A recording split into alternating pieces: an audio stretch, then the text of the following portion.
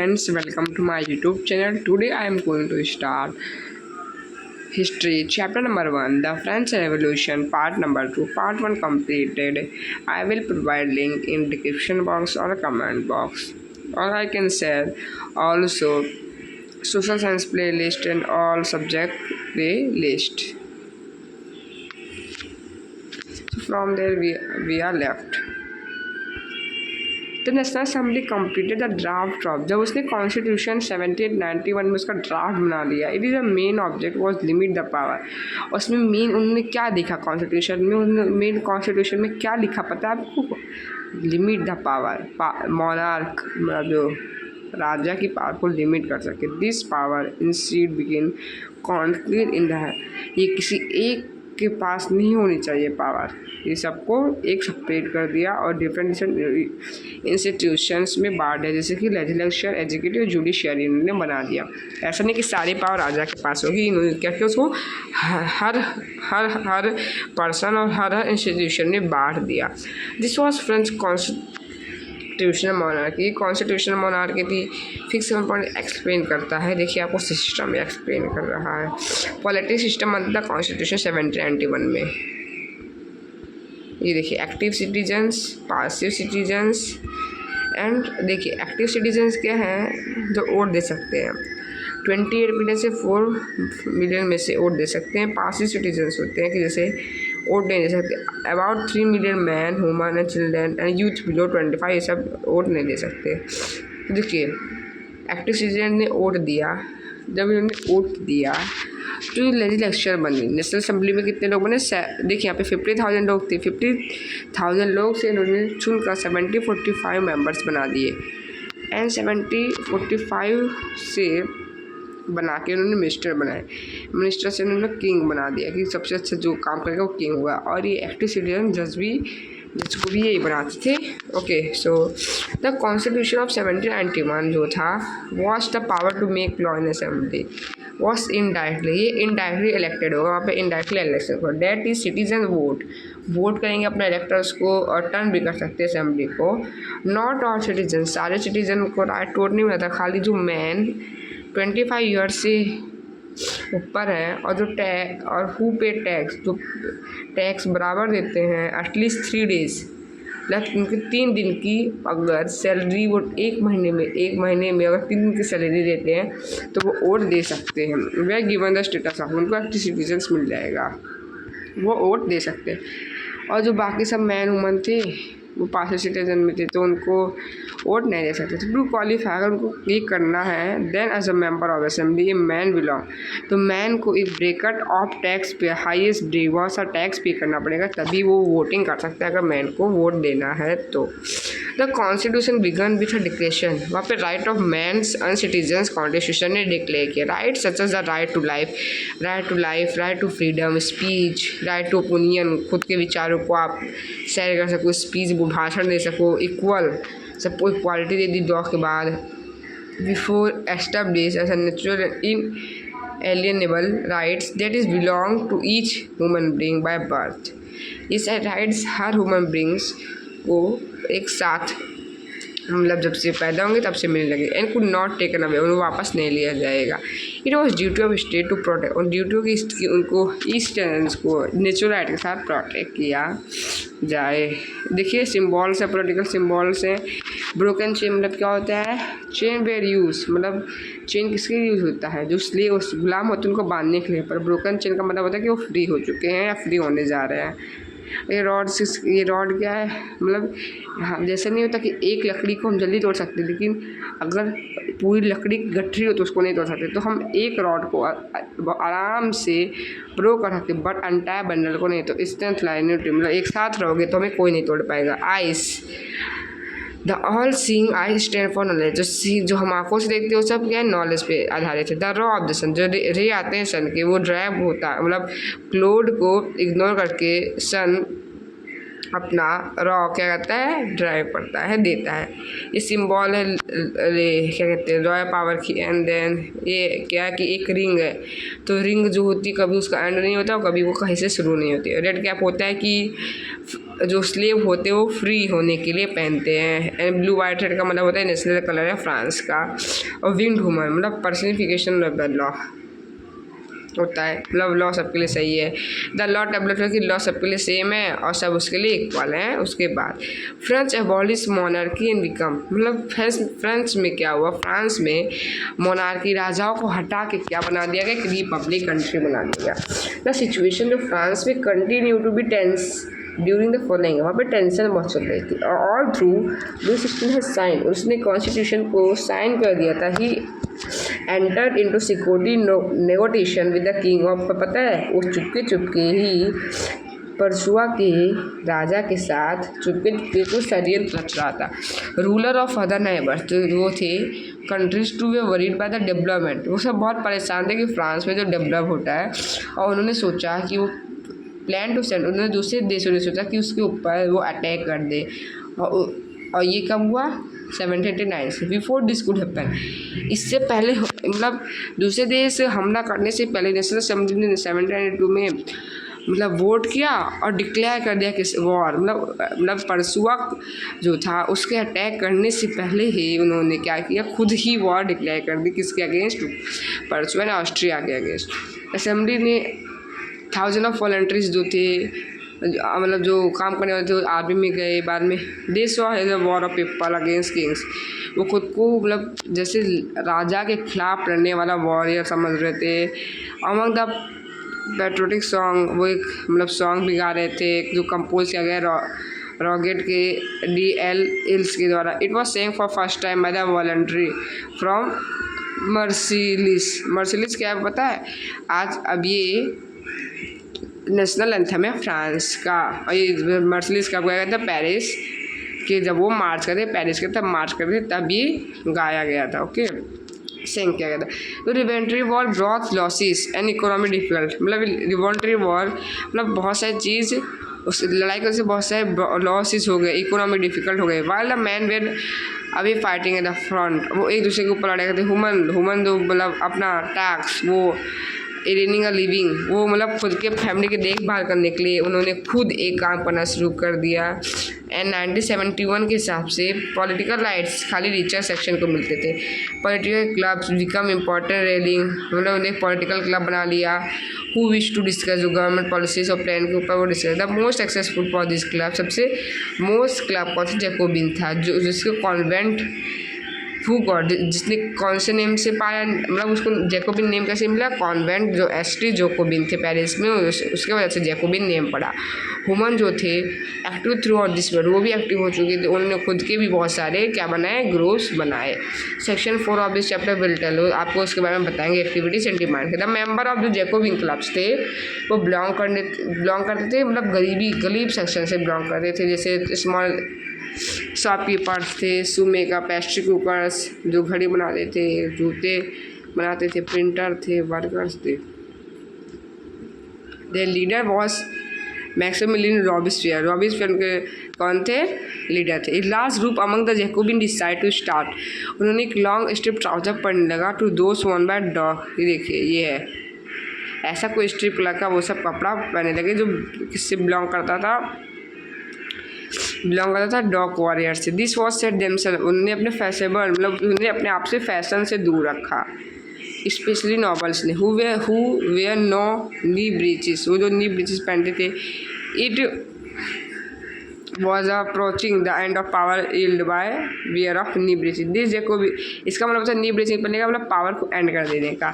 This Jacobin come to know, वो Jacobin किसके क्या मतलब क्या कहने जाने लगी, sense क्लूट्स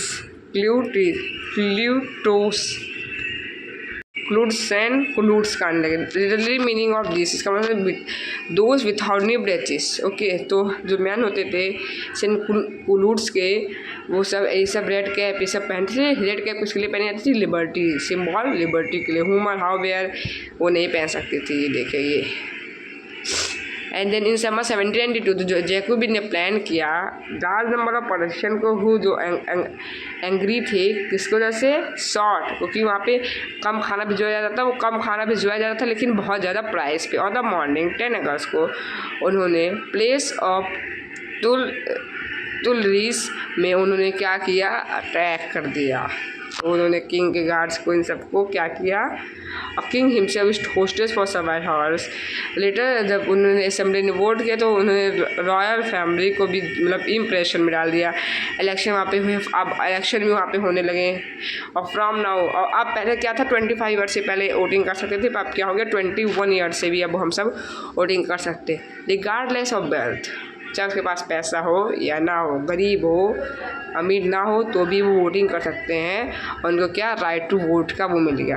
the newly elected assembly वो अब हम कन्वेंस कहने लगे। ऑन द 21 1792 से मोनार्की 21 सितंबर 1792 से it is very very important कि अबॉलिश हो गया मोनार्की और डिक्लेयर फ्रांस को एक रिपब्लिक कर दिया। एज यू नो रिपब्लिक जो होती है फॉर्म ऑफ गवर्नमेंट होती है जहाँ पे गवर्नमेंट लोग पीपल इलेक्ट गवर्नमेंट को चुनते हैं, include the head of government there is no hereditary, वहाँ पे कोई भी मोनार्की नहीं होगा। लुइस स्टीन को क्या किया गया, ट्रेजन मतलब betrayal of one country of government, मतलब उसको क्यों चार्ज है क्योंकि उसने दूसरे गवर्नमेंट के साथ परसुआ के किंग के साथ हाथ मिलाया था ना, इसकी वजह से उसको इस जुल्म में 21 जनवरी 1793 में सबके सामने executed public at the Place de la Concorde में कॉनकोरेड में उसको मार दिया गया। उसके बाद थोड़ी दिन बाद क्वीन को भी ऐसा ही किया गया, क्वीन उसको मैरी थी उसको भी मार दिया। द रीजन ऑफ टेरर जो पीरियड था 1793 इसको हम द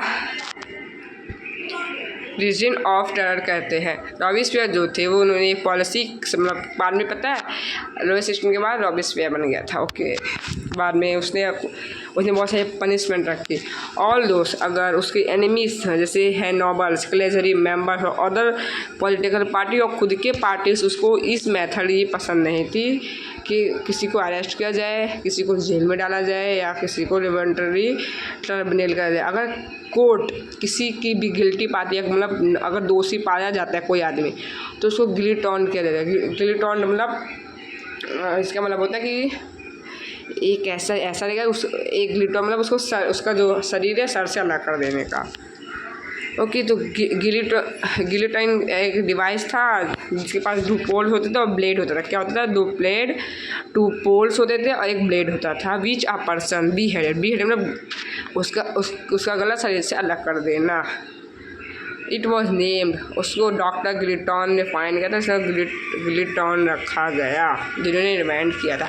रॉबिस्पियर जो गवर्नमेंट उन्होंने एक लॉ इशूज किया मैक्सिमम सेलिंग वेजेस, उन्होंने एक वेज को मिनिमम मतलब मैक्सिमम मतलब उतना ही रख दिया और मीट और ब्रेड को रेशियो में कर दिया कि ब्रेड अब जैसे आप अगर और खाना चाहते हो आपको नहीं, जैसे आपकी फैमिली में अगर 4 लोग हैं ओके तो अगर देखिए आपके घर में 4 है आपको 4 ही रोटी दी जाएगी, आपको 4 से ज़्यादा रोटी नहीं दी जाएगी ऐसा मान लीजिए रेशियो कर दिया था। पीजन वे पीजन को फोर्स मतलब दबाव डाला जा रहा था कि ट्रांसपोर्ट करे उसके ग्रेन को दूसरे सिटीज़ में।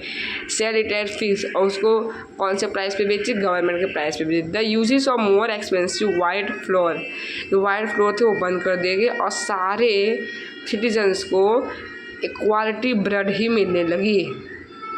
और वाइट फ्लोर को बंद करके उन्होंने एक वोल व्हीट खाना सबको शुरू किया। उन्होंने कहा कि वाइट फ्लोर कोई नहीं खा सकता, वोल व्हीट ही खाना है। इक्वालिटी वॉज ऑल्सो साउट, जो इक्वालिटी थी वो सब सूख चुकी थी, किसी को इक्वालिटी नहीं मिल रही थी।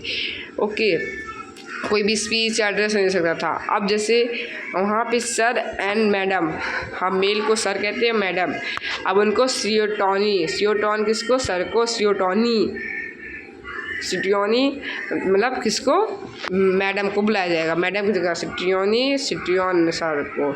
चर्च को बंद कर दिया गया, उनके बिल्डिंग्स को कन्वर्ट कर दिया गया, बारक्स और ऑफिसेस में कन्वर्ट किया। रॉबिस्पियर जो थे वो परसुएड हिज पॉलिसी, उन्होंने अपनी पॉलिसी को परसुएड किया। ओके, और फाइनली 1794 में उनको अरेस्ट करके और उनको नेक्स्ट डे ही गिल्टॉन, उनके खुद के मशीन से ही उनको मार दिया गया रॉबिस्पियर। मतलब कब आया था, 1 साल के लिए।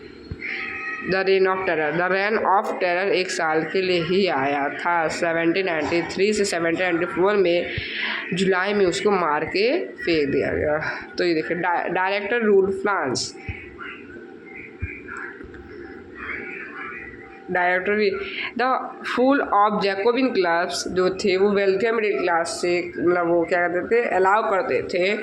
एक न्यू कॉन्स्टिट्यूशन इंस्टीट्यूट हुआ और उसमें था कि वोट टू नॉन प्रॉपर्टी, जिसके पास सोसाइटी के पास जो प्रॉपर्टी नहीं वो भी अब क्या करेगा, वोट दे सकता है।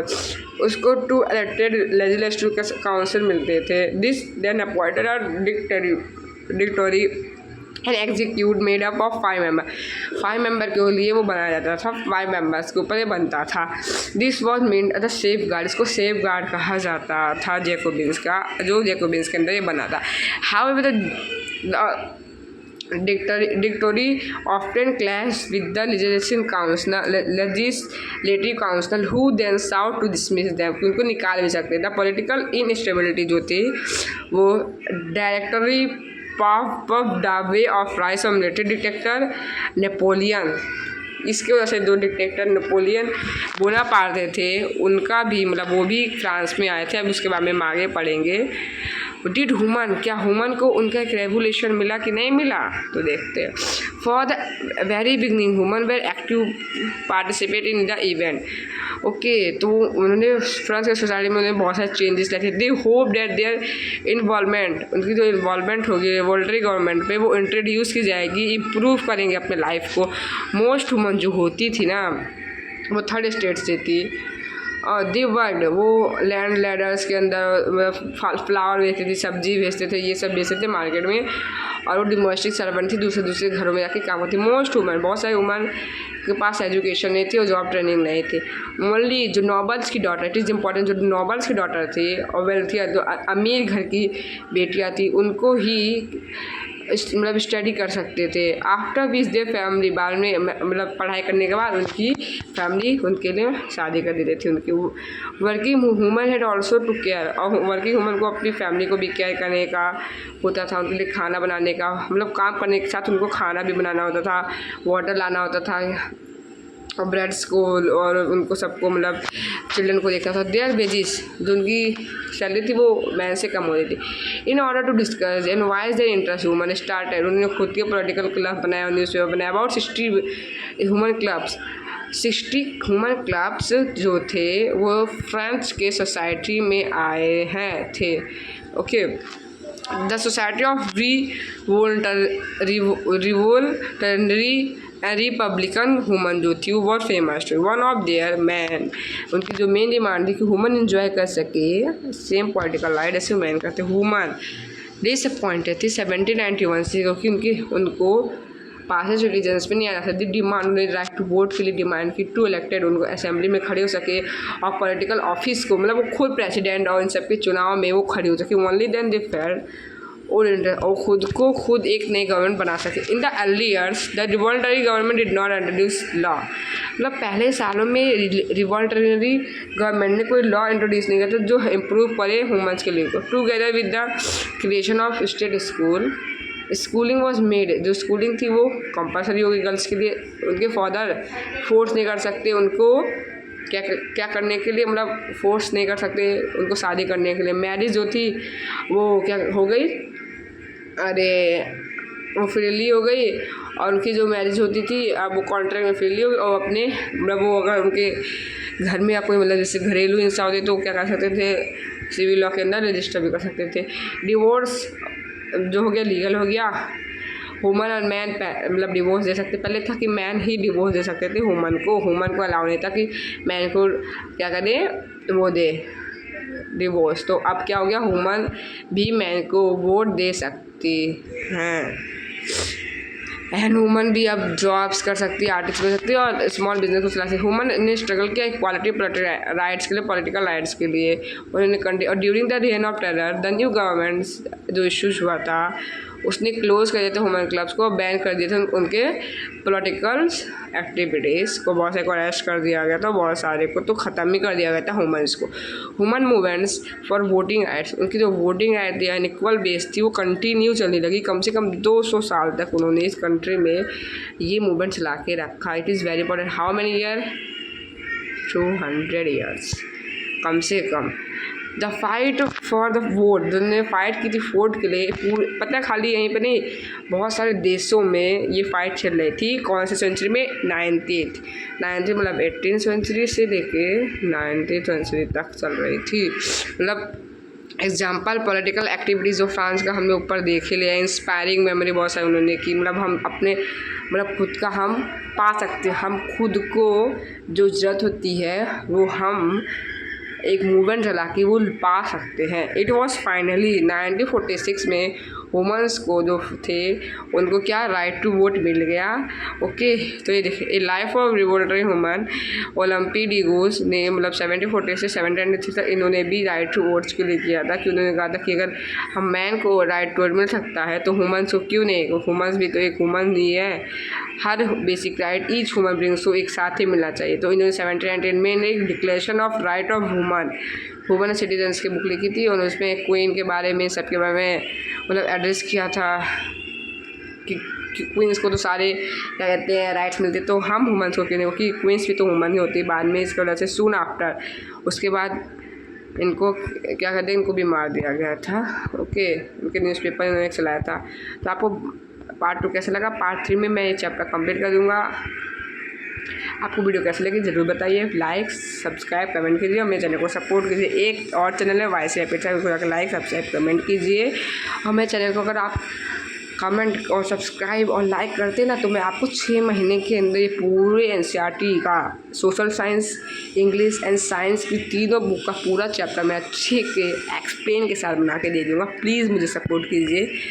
Thank you friends, bye. और वाई सी रैपिड साइंस को भी जाके लाइक सब्सक्राइब कीजिए, बहुत वो अच्छा टॉपिक बनाते हैं, तो उनकी भी वीडियो लाइक सब्सक्राइब कीजिए। उनका भी वो भी बहुत अमेजिंग चीज़ है, उनको भी सपोर्ट कीजिए, मुझे भी सपोर्ट कीजिए।